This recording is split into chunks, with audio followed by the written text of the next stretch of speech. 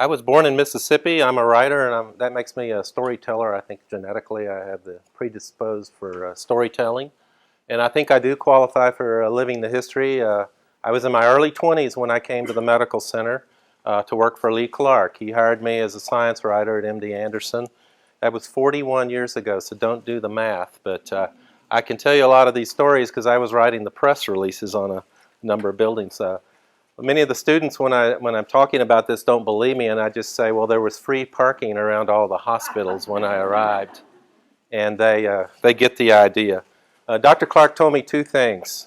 He's the founding president of MD Anderson. He said, first of all, go back to school. I said, why do I have to do that? I just got out of UT Austin. I had a biology and a journalism degree, so I could be a science writer.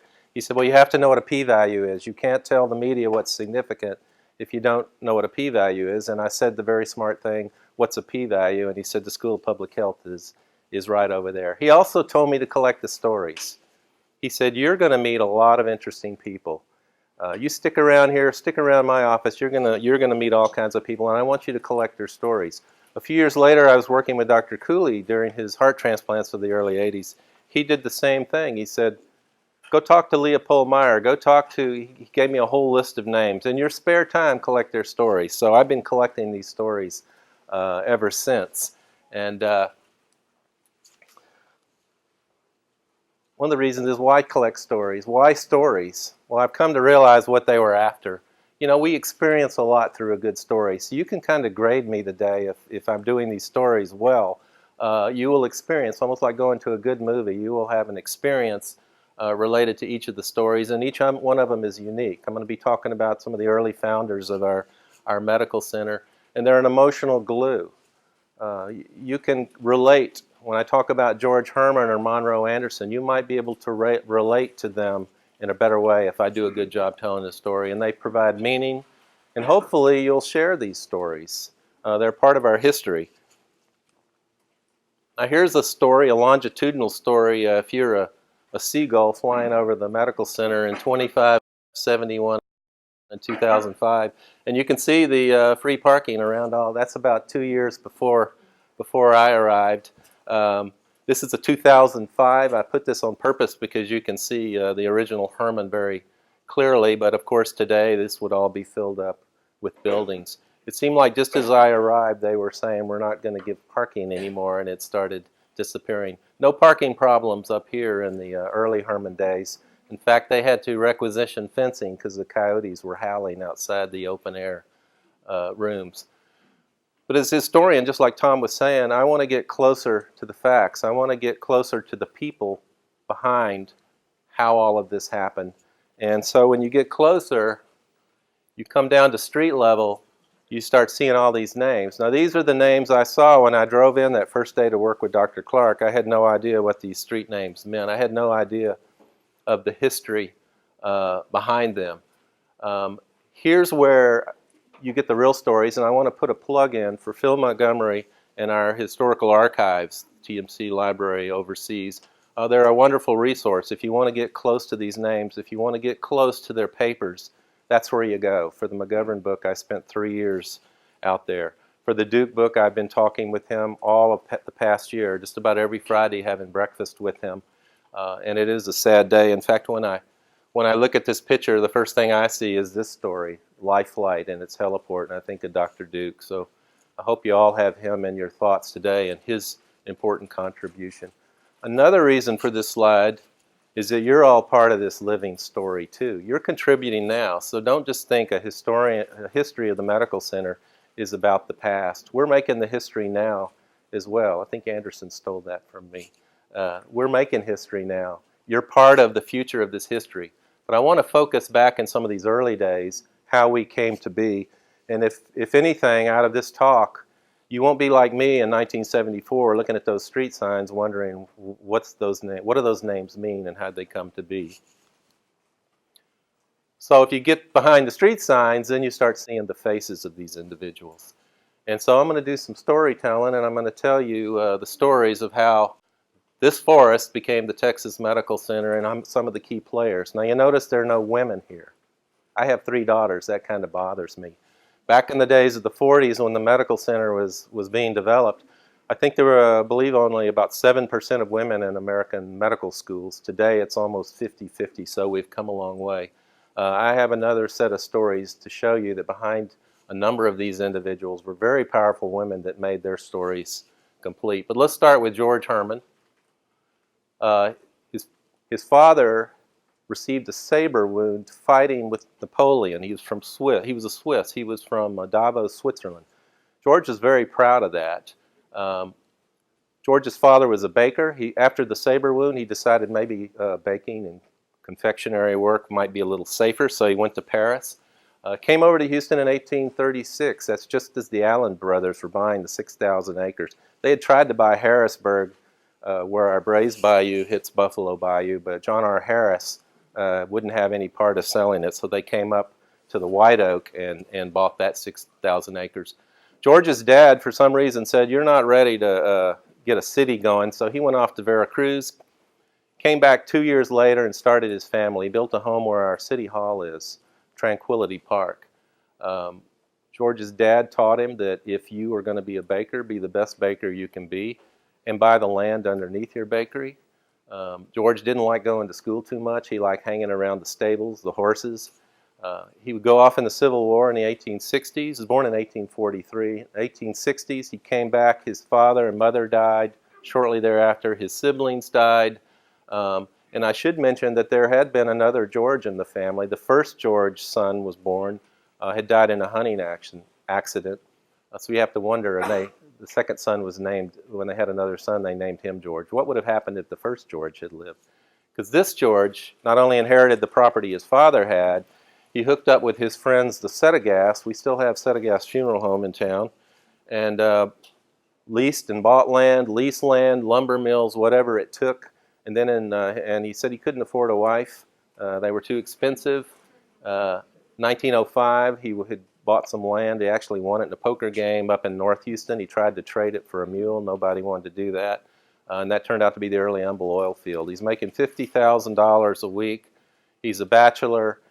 His friends take him downtown to eat breakfast, and he says he's not hungry and sits outside and eats an apple he had started the day before. That's how frugal he was. But he had a soft spot in his heart for families who worked hard but were down and out on their health issues and luck, and he would ride his white horse Leo around town on Sundays. The whole town considered George Herman. In 1905, we only had 70,000 people in Houston. Most everyone knew George Herman, and he decided that he would leave in his will money for a couple of major things. One is a hospital, which in 1925, after he died in 1914, was built. And he also wanted to leave this land that he owned to make a park. The reason for that was about 1886, he took one vacation, and he went back to Switzerland to find his relatives. And as soon as they saw him, they said, "You're our rich Texas relative. We'd like some money." And he fled, but when he came back through, he went through New York City and saw the beautiful park there, Central Park, and he said, "My city needs a park." So that's where he got the idea. 1913, he gives this parkland to Houston. 1914, he dies at Johns Hopkins of stomach cancer. The Settegas brought him back on a train. The entire city of Houston closed down for his funeral, at which the procession through downtown to Glenwood Cemetery. George Herman didn't own this land. I want you to keep your eye on this land, but this hospital was the charity hospital named in his name, with about $1 million of his estate, which it was a chunk of his estate at that time. So how do we get to here? Here's another bachelor I want you to know, Monroe Dunaway Anderson, M.D. Anderson. When I worked in Anderson with Dr. Clark, I'd always hear these patients saying, "Nobody but Dr. Anderson touches me." And I had to explain that he was a cotton broker and he couldn't spell oncology, so you probably wouldn't want him to treat you. He was born 30 years after George Herman, so we're talking 1873 in Jackson, Tennessee. And Monroe was like Jimmy Stewart in It's a Wonderful Life. He was sitting behind the bank teller's desk in the bank in town, and everyone said he was the most trusted young man in the city. But he had a brother who didn't want to work behind a desk named Frank. Frank Anderson said, "I'm going to make my fortune in cotton." This is the late 1800s, before oil. Monroe says, "You don't know a thing about cotton, Frank. You might want to just work at the bank." And he said, no, I'm going to learn about cotton. Well, something really happened that really helped him. A family named the Claytons moved to Jackson, Tennessee from Tupelo, Mississippi. They had a son named Will Clayton. Will Clayton had the same dream. That family had had some cotton dealings in Mississippi. Will went off to New York, American Cotton Exchange, comes back, tells Frank, let's start a company to merchandise cotton. What does that mean? That means everything from the farmer and your relationships with farmers to getting the cotton, to getting it ginned, to getting it transported, to getting it in warehouses, to getting it internationally shipped with banking networks. It's a big operation. And the bottom line is they turned the Anderson Clayton Company. They started in 1904. Monroe came in with them because they needed $9,000. He's the only one that had his $3,000 and started the company in Oklahoma where they had an uncle. But what happened in 1900 around this city, especially in Galveston? Galveston was blown away again, and we were having a ship channel that was starting to be under construction, and so Anderson Clayton fellows were pretty smart. They said, well, Oklahoma's good. There's a lot of cotton up here. But something's happening down in Houston. We better get someone down there. So guess who got sent? Monroe. Monroe came down 1907. He arrived in Houston, got him set up an office on the second floor of the Cotton Exchange building downtown. It's one of the few historical buildings we have left. He lived in the Bender Hotel. That was the fanciest hotel. It had just opened in time for the new Rice University's grand opening in 1912. He carried a sack lunch every day down to his office. The doorman at the Bender said that he thought he was a shoe salesman. He had no idea he was the richest man in town because the whole Anderson Clayton Company exploded in success in terms of international merchandising of cotton. And to make a long story short, by the Depression in the 20s, Monroe had $21 million to his own name. He told his brother, Frank, and he told Will, and another, Will's brother, Ben Clayton, had also come into the company. Ben was kind of smart. He went up to New York and was the stenographer for their administration. So when he joined the company, he knew everything about how the American Cotton Company operated. Monroe just said, well, you can't buy me out. It's a problem. The tax laws at the time would not allow him to just let his partners buy him out. He would have to fold the company and basically almost start over. They had 700 employees in Houston. Monroe didn't want to do that. So he turned to his two trusted friends, John Freeman and William Bates. These were attorneys at Fulbright and Crooker. We know it now as Fulbright and Jaworski.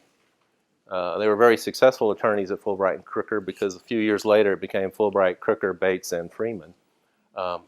John Freeman had grown up in Houston, very poor, but he wanted to go to law school, so he went to Chicago. He had no money. He's walking down the street. He sees this man that owns a store. He asks if he could work in his department store. He gets a job there. That man was Marshall Fields. Talk about good luck.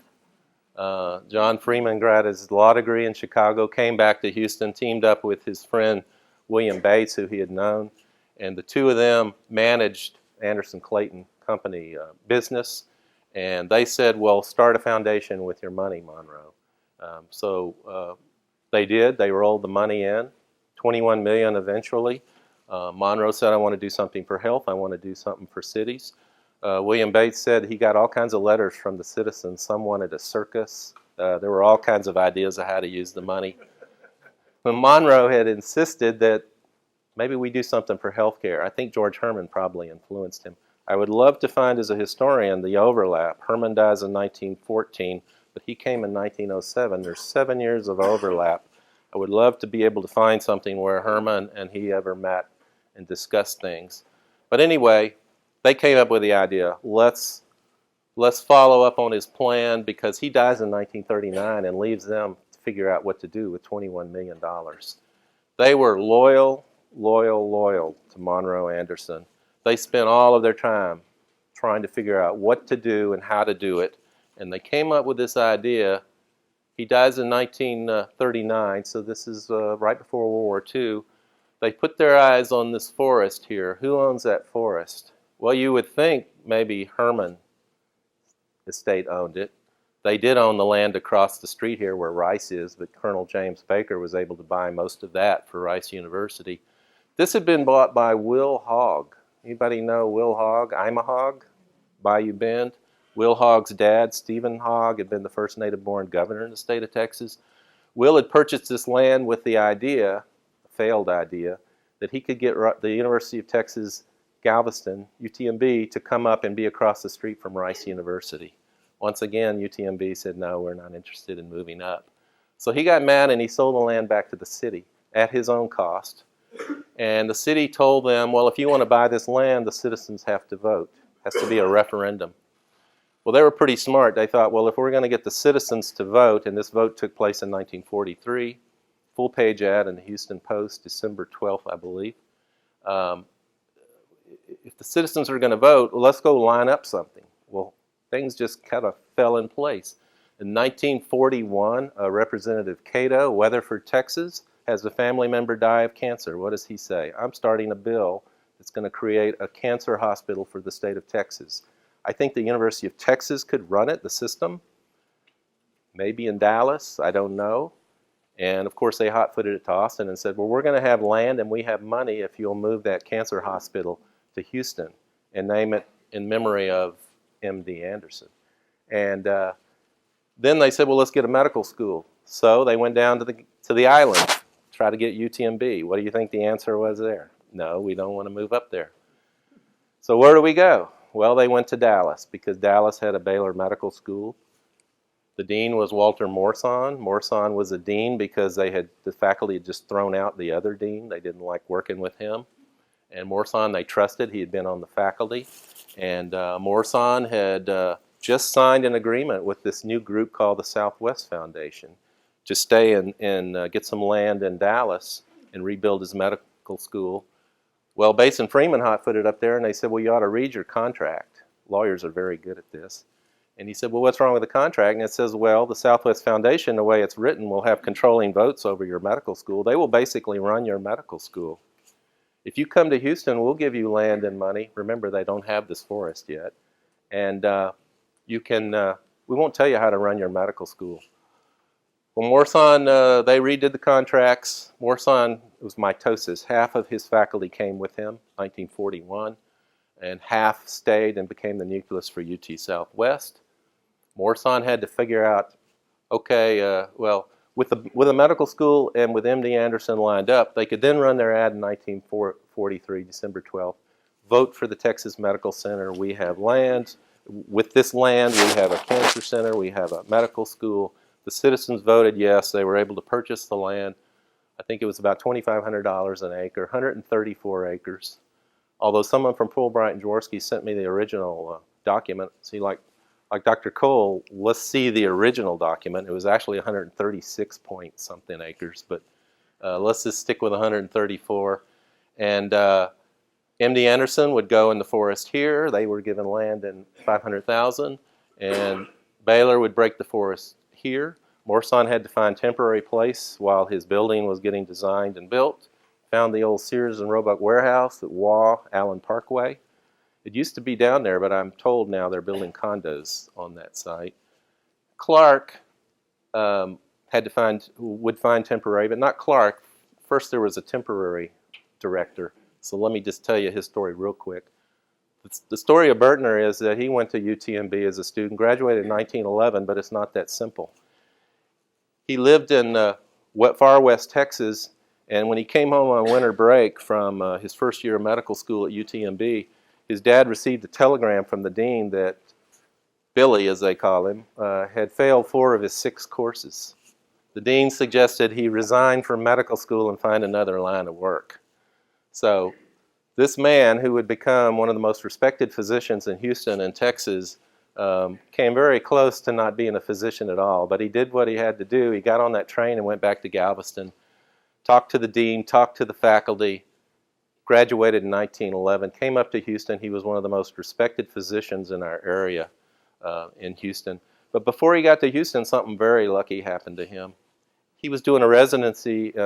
His training was more in cancer, and there wasn't much to do in cancer in those days. We didn't have all the modalities, but he was very interested in ovarian cancer and these sorts of things. And while he was doing his residency up at St. Vincent's in New York, who becomes his patient but Jesse Jones? Mr. Houston was up there. And Jesse Jones says, hey, you're a nice young Texas guy. Are you going to go back to Texas?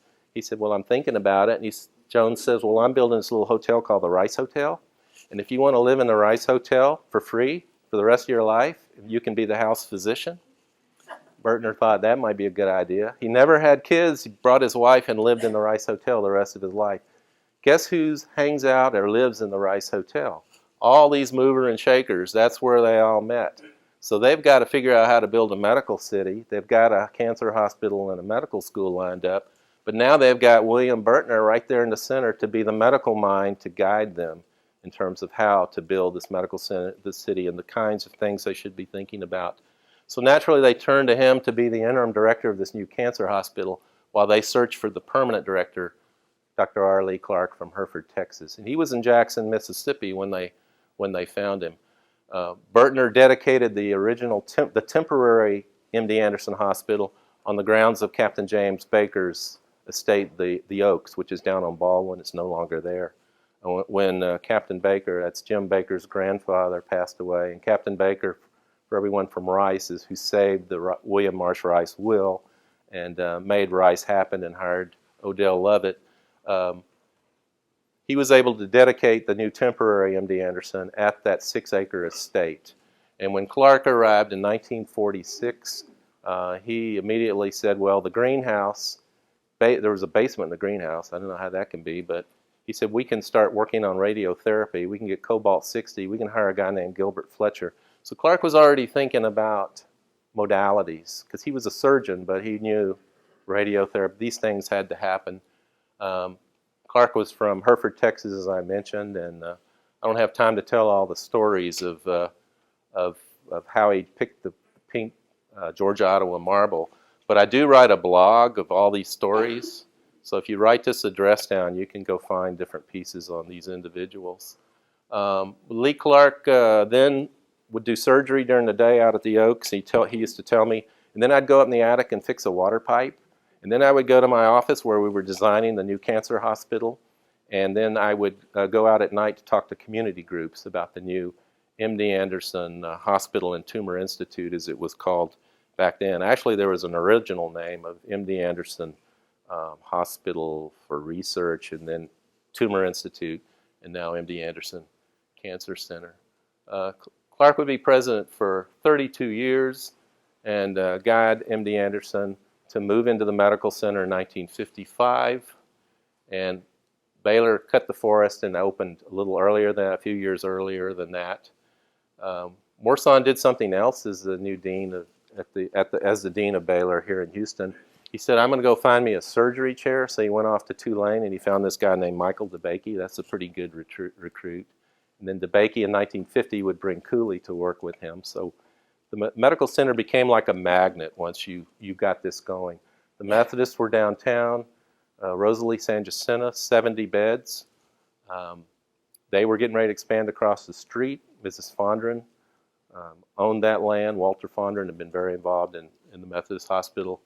And of course, Bates and Freeman said, wait a second, we'll give you land and money if you'll come and expand down in the medical center. So Methodists came and they opened 300 beds in about 1955. Well, then the Episcopalians said, well, we got to have a hospital. So St. Luke's was born. And then eventually Leopold Meyer, a patient of Cooley's, it's one of those stories I had to collect because Cooley said, go talk to Lep Meyer. He talked to his friend Jim Abercrombie and said, we need a children's hospital. And Jim Abercrombie gave the first $1 million and underwrote the deficit for the first 5 years to start Texas Children's. So it's very much like a magnet drawing all these individuals in. We can't leave this fellow out, Fred Elliott. You know, Bertner, after getting Anderson going, Clark comes in. He then becomes kind of the first president of Texas Medical Center, the position Dr. Robbins holds to this day. And William Bertner then started looking at the city plan of, okay, we're getting all these hospitals coming in. We need some organization. Bertner died in 1950, but this fellow goes back to 1932. Fred Elliott was a dentist. Came here because the Texas Dental College started in 1905. John Kirby had a bad day at the dentist. He said, we got to have some kind of a school to train dentists around this city. And he got together $9,000 and some friends. Everybody started these companies with $9,000. Started the Texas Dental College downtown. The original dean, it was a great name, Gambati. He was a well-trained dentist who cared about education, and he was the dean of that Texas Dental College for 25 years. They bumped around downtown in buildings where they could find free space. One of their students was Denton Cooley's dad. Ralph Cooley was a graduate there, and then he would eventually join the Board of Trustees.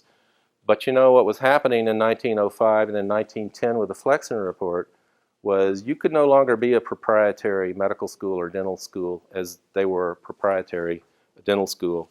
You needed to be linked to a medical school, to a university, and have a research base, a teaching base, and a clinical base. So in 1930, Gambati says, I want to retire. They had built one building, and that had been in Blodgett. There's a Texas Dental College there. 1930, they recruit Fred Elliott, and he comes in, and his job is to find a linkage with a university. He went to Rice. They didn't want a dental school. He didn't cash his paycheck for many a month because they were in so much financial trouble. He worked tirelessly going to Austin. When Clark arrived, the two of them teamed up. That's why the original dental school building in the medical cross off of Morrison has the same Georgia Ottawa, pink Ottawa marble. Fred Elliott, they asked him, how many times did he go to Austin to get hooked up with the University of Texas? He said, I don't know, but my old Chevrolet had 200,000 miles on it when I was done. About 1943, the University of Texas dental branch was born from the old Texas Dental College. So that means that his dental school goes back to 1905. Rice goes back to 1912. So for those that say Rice is the oldest higher education institution in Houston, they're wrong. It's actually the Texas Dental College. Ralph Cooley was very involved with that transition of getting the University of Texas, and of course he had two sons, one of them named Denton, who we know very well today. Little details you find out when you look around. Bertner was a very respected physician here in Houston. He was Harris County Medical Society president, Texas Medical Society president, and he delivered Denton Cooley at the old Baptist Hospital. So when I drive down Bertner as a historian and I cross the Denton Cooley building, Bertner and Cooley, there's many connections. I think this history is about connecting all of these dots in many ways. Something interesting about Fred Elliott, since we talked about stories and emotional glue and these sorts of things, he started out in Kansas City as a dentist after he got his degree. And he was in this Wortham building. It was a two-story building, and down the hall was this fellow drawing cartoons of mice and ducks, and he thought, this poor guy's never going to make a living. It was Walt Disney. In 1950, when Bertner dies, Elliott had saved the old Texas Dental College, affiliated with the University of Texas. He had designed and gotten the construction underway, the groundbreaking for our dental school. We've now replaced it, UT Health, as a new dental school, but he had that one underway that would open in 1955. So when Bertner dies in 50, they asked Fred Elliott, will you step over and now be the director of the entire medical center? And he is one of 11 names that signed the TMC Inc. contract, which really created the formal medical city with a body of rules and guidelines, a city plan, an architecture, a 33-member board. Fred Elliott was very key in all of that city planning. So UT Health, and we can all be proud of people like Fred Elliott for all he did. So now when you look at the forest, you kind of have a bigger picture of who all these fellows are that are behind that story. Of course, there are many others, but these are major founders. And if you saw those street signs, I had Holcomb and others, but I don't have time to go in those stories. Please look at this if you would like to see those. But what I want to talk about now is, well, there were some women. You've got to go deeper in these stories.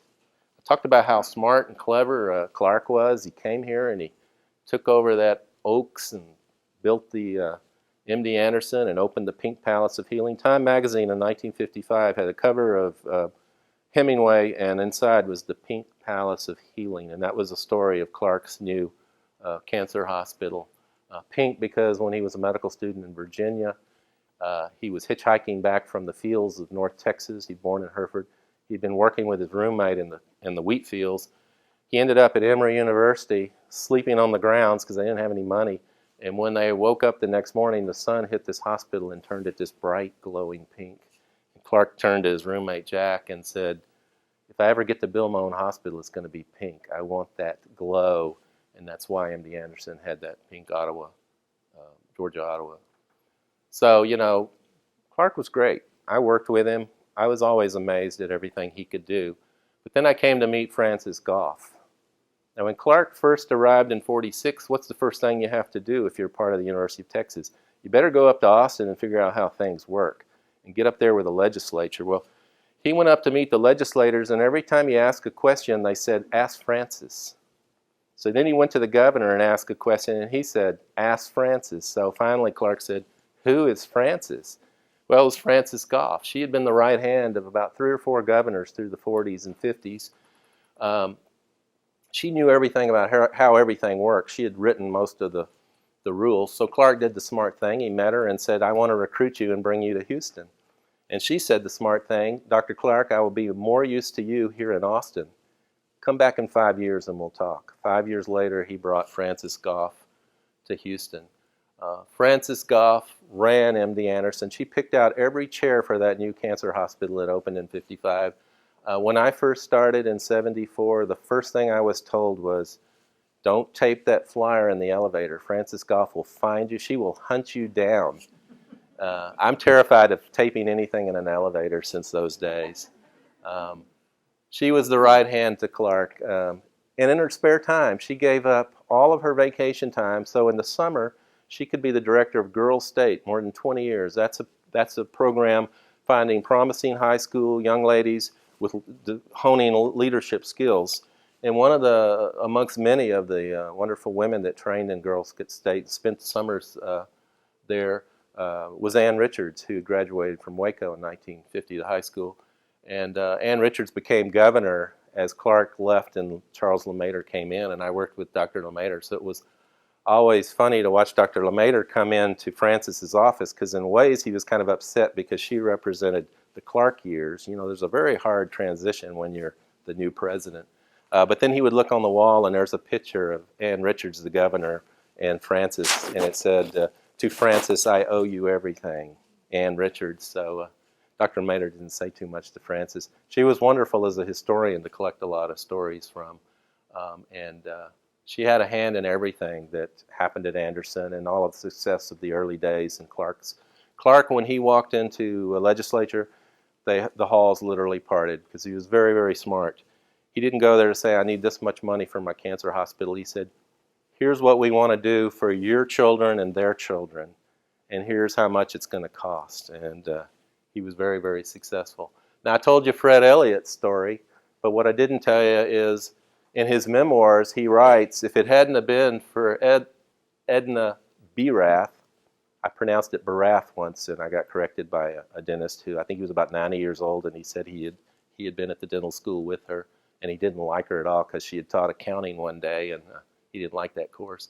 But she was a clerk that was working at the old Texas Dental College, and when Fred Elliott got there, she's the one that told him, here's who you need to meet in the community, here's how you need to do things, here's what we know. If you're not going to cash your check, I'm not going to cash my check, so we make sure we can get this place in the black.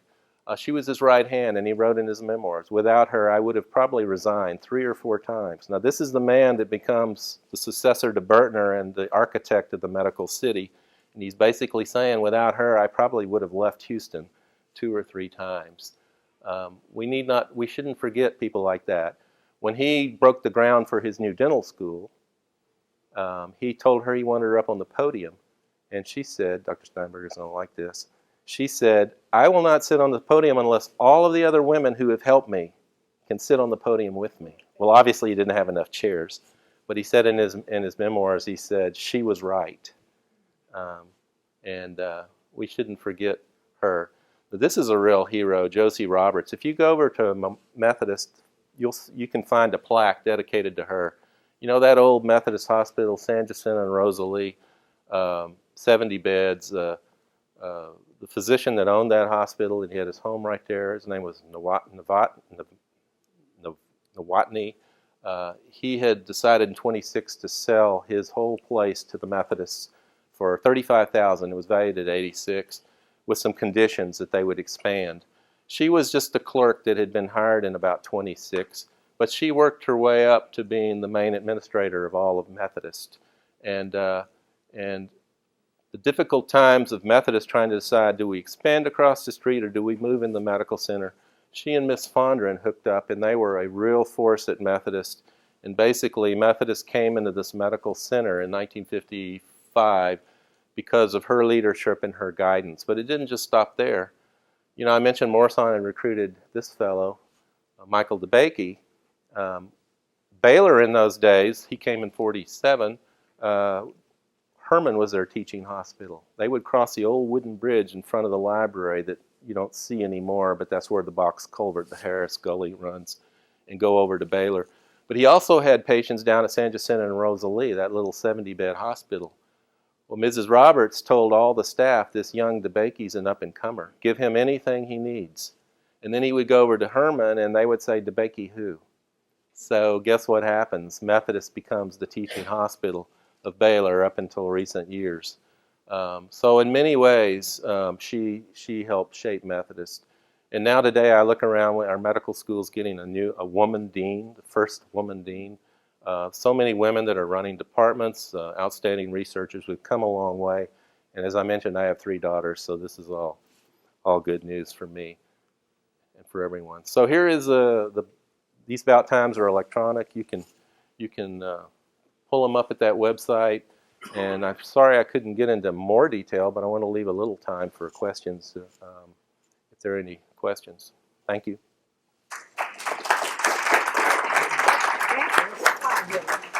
Thank you.